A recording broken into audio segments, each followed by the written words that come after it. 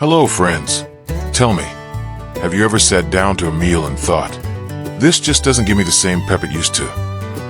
Or maybe you found yourself feeling a bit sluggish after lunch, wondering where that spark of energy from your younger years went? Well, you're in good company. As we age, our bodies change in ways we might not always notice at first, like how we digest food, how we absorb nutrients, or even how our taste buds shift. But here's the wonderful thing. Your 70s, 80s, and beyond can still be full of vitality, joy, and strength. It all starts with what's on your plate. Today, we're talking about the golden diet, a way of eating that's not about strict rules or depriving yourself, but about giving your body the love it deserves. Think of it like tuning up a cherished car. With the right fuel, you'll keep running smoothly for all those adventures ahead. Whether it's gardening, playing with grandkids, or finally tackling that travel bucket list, the golden diet is your partner in making those moments happen. Now, let's get into the heart of it. We'll start with 3 simple, powerful habits that can transform how you feel. And don't worry, we're keeping it practical, doable, and even delicious. First up, protein is your best friend. Now, I know what you might be thinking. Protein? Isn't that for bodybuilders? But here's the truth. As we age, we naturally lose muscle mass, and that can leave us feeling weaker or more tired. Protein helps rebuild and maintain those muscles, keeping you steady on your feet and full of energy. The good news? You don't need to eat a giant steak every day. Small, consistent portions work wonders. Try starting your morning with scrambled eggs or a scoop of Greek yogurt topped with berries.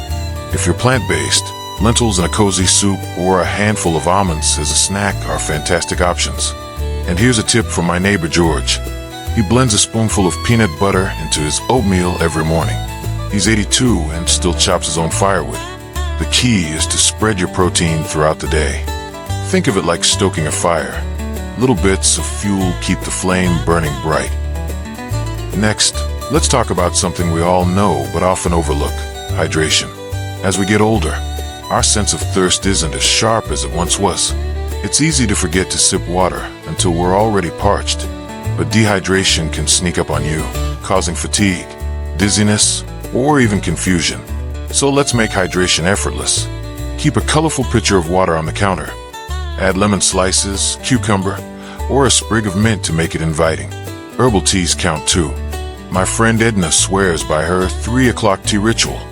She brews a cup of chamomile every afternoon and says it's her mini spa moment. And don't forget water-rich foods. Juicy watermelon, crisp cucumbers, or even a bowl of broth-based soup can keep you topped up. Oh, and here's a little secret. If you're feeling hungry all of a sudden, try drinking a glass of water first. Sometimes our bodies mix up thirst and hunger signals. Give it a try. You might be surprised. Now let's chat about fiber, the unsung hero of your digestive system. As our metabolism slows, fiber keeps things moving smoothly, supports heart health, and even helps manage blood sugar. But fiber isn't just about brand cereal. It's in so many tasty foods. Start your day with oatmeal or whole grain toast.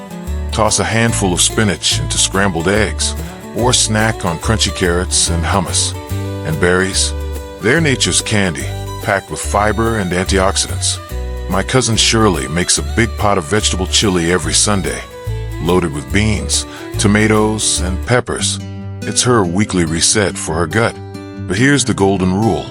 Add fiber slowly if it's new to your diet. Pair it with plenty of water to let it work its magic comfortably. No need to rush.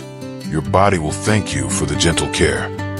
Now, I know change can feel daunting, especially if you've had the same routines for decades. But here's the beautiful part. You don't have to overhaul your life overnight. Start with one of these habits this week. Maybe swap your morning toast for a veggie omelet, or place a pitcher of lemon water where you'll see it. Small steps add up to big changes. And remember, food isn't just fuel, it's joy. It's the crusty bread you share with a friend, the soup that warms you on a chilly day, the ripe peach that tastes like summer. The golden diet isn't about restriction. It's about celebrating what your body can do when you treat it with kindness. So let's keep this conversation going. In the next part, We'll explore how to make every meal a celebration of flavor and nourishment, because eating well should always feel like a gift, not a chore. Here's to your health, and to savoring every bite of the journey ahead. You know, one of the things I love most about food is how it brings color into our lives, literally. Just look at this bowl of greens, oranges, and reds. It's like a painter's palette, isn't it? And that's not just for show. Those bright hues are nature's way of packing in nutrients. So let's dive into the next piece of the golden diet, balancing your plate. Now, balancing doesn't mean measuring every gram or counting calories. It's about harmony. Think of your plate as a trio of good friends: veggies, whole grains, and protein. When they work together, they keep your energy steady, your digestion smooth, and your taste buds happy. Take my friend Marge, for example. She calls her lunch the rainbow plate: grilled chicken, a scoop of quinoa, and whatever veggies are in season. Last week, it was roasted sweet potatoes, broccoli, and a sprinkle of feta. Simple, satisfying, and full of flavor. But here's the trick. Listen to your body. If you're craving something warm and hearty on a chilly day, maybe a bowl of lentil stew with a slice of crusty, rye bread hits the spot. If it's sweltering outside, a chilled shrimp salad with avocado and brown rice might be just right. The goal is to mix textures and temperatures to keep meals interesting. After all, eating should never feel like a chore. It's a chance to nourish and delight yourself. Now, let's talk about spices, the secret weapon of the golden diet. As we age, our taste buds might not be as sharp as they once were, and that's okay. Spices are here to rescue us from bland meals and boost our health. Take turmeric, for instance. Its active ingredient, curcumin, is a powerhouse for fighting inflammation. A pinch in your soup or scrambled eggs adds warmth and a golden glow. Or cinnamon. Sprinkle it on oatmeal, stir it into coffee, or dust it over baked apples. It's not just sweet and cozy. It helps regulate blood sugar too. And don't forget garlic and ginger. They're like the dynamic duo of flavor and digestion. My buddy Frank adds minced garlic to his steamed veggies and says it's the difference between eating grass and eating a feast. The best part, spices let you cut back on salt without sacrificing taste. High sodium can sneak up on our blood pressure, so experimenting with rosemary, paprika, or even a squeeze of citrus keeps things zesty and heart-friendly. Start with a dash. You can always add more. Before you know it, you'll be whipping up dishes that make your grandkids ask, "What's your secret?" Now, let's shift gears to something we don't talk about enough: mindful eating. I'm not talking about chewing each bite 50 times or eating in complete silence. Though if that works for you, go for it. Mindful eating is really about slowing down, savoring the moment, and tuning into how food makes you feel. Remember Sunday dinners as a kid? The laughter, the stories, the way time seemed to stretch? That's the spirit. Try putting your fork down between bites.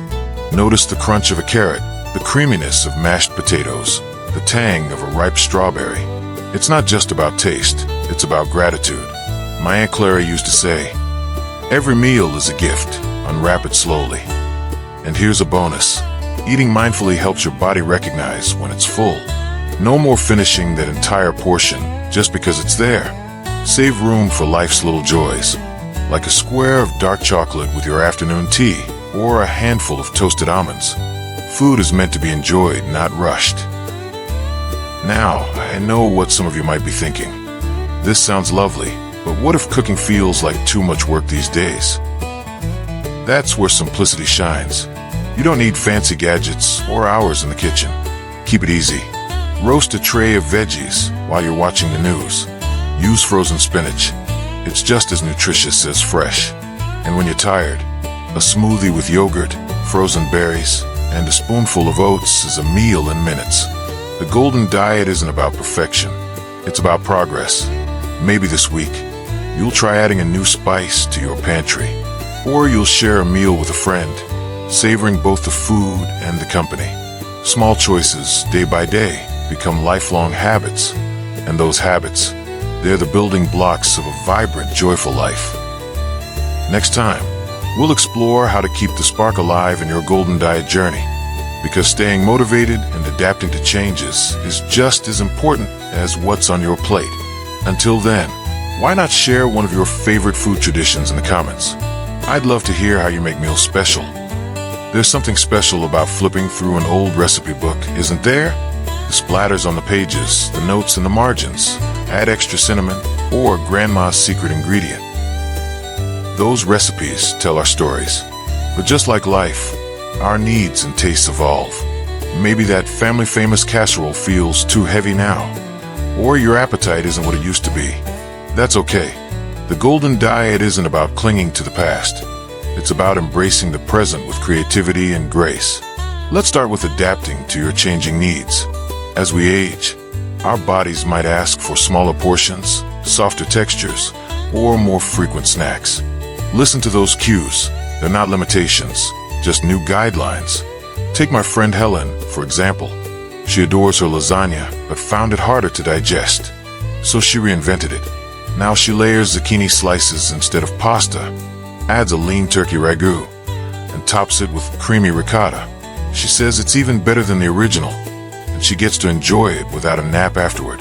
If chewing's a challenge, focus on tender dishes, slow-cooked stews, mashed avocado on whole grain toast, or silky smooth soups. And if cooking for one feels tiresome, try batch freezing single portions.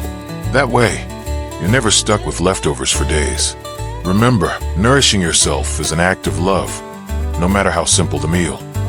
Now, let's talk about the joy of sharing. Food has always been a bridge between hearts, and that doesn't change with age. Even if you're cooking for one most days, make space for connection. Host a monthly appetizer night where everyone brings a small dish. Or meet a friend for tea and a slice of quiche at that cafe you've been meaning to try. My cousin Lou hosts a soup Sunday every week. He'll call up a neighbor or two, simmer a big pot of whatever's in the fridge, and they'll swap stories over bowls. It's not about the food. It's about the laughter, the company, the feeling that you're part of something bigger. And if getting out is tough, invite the world to you. A video call with a grandchild while you both bake cookies? That's a memory in the making. Next up, embracing life's little indulgences. Let's bust a myth right now. The golden diet isn't about banning cake or saying no to dessert. It's about savoring those treats mindfully. A square of dark chocolate after lunch, a scoop of ice cream on a warm evening, or even a buttery croissant on a lazy Sunday. These are the moments that make life sweet. The key is balance. Enjoy that slice of pie, but pair it with a walk around the block. Craving something salty? Try air pop popcorn, seasoned with herbs instead of reaching for chips. And if you do have a day where dessert steals the show, no guilt. Tomorrow's a fresh start. My motto? Eat what nourishes your body and your soul. Now, let's take a breath and look back at how far we've come. We've talked about protein, hydration, fiber, balancing your plate, spices, mindful eating, adapting meals, and sharing joy. That's a lot. But here's the heart of it all. Small steps matter. You don't need to do everything at once. Pick one thing that resonates with you this week. Maybe it's adding a pinch of cinnamon to your coffee, or inviting a friend over for a grilled chicken salad. And if some days feel harder, that's normal. Maybe fatigue wins and toast is all you can manage. That's okay. Progress isn't about perfection. It's about showing up again and again with kindness to yourself. Before we say goodbye, I want to hear your story. What's one small change you've made or want to make that brings you joy? Share it in the comments below. Let's inspire each other. And if you found the series helpful, pass it along to a friend or hit that like button. It truly makes a difference. Thank you for spending this time with me. Remember, every meal is a chance to celebrate the incredible person you are right now. Here's to good food, good health, and the golden moments still ahead. Cheers, my friends.